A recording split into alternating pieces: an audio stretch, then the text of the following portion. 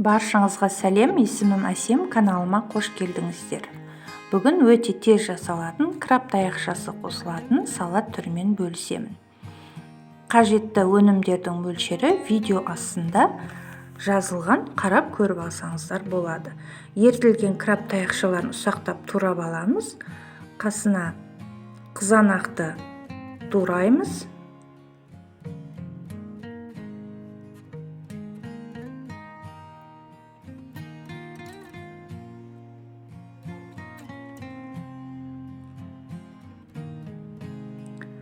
Тәтті болгар бұрышын аламыз.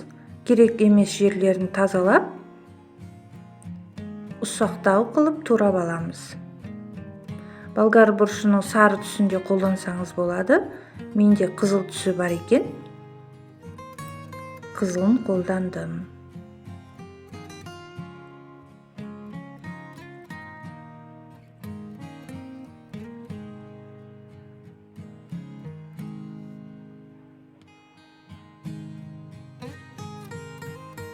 Сырдың қатты түрін қолданамын.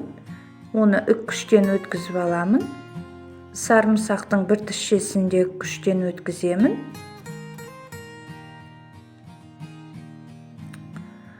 Үстіне консервіленген қызыл фасольді қосамын.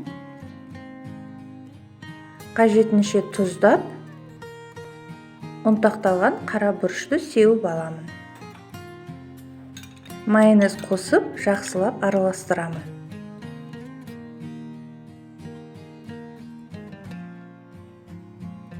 Осылай өте тез және дәмді салат түрін әзірлеуге болады. Егер видео ұнаса, лайк басып, комментарий жаза отырыңыздар және тіркеліп кетіңіздер.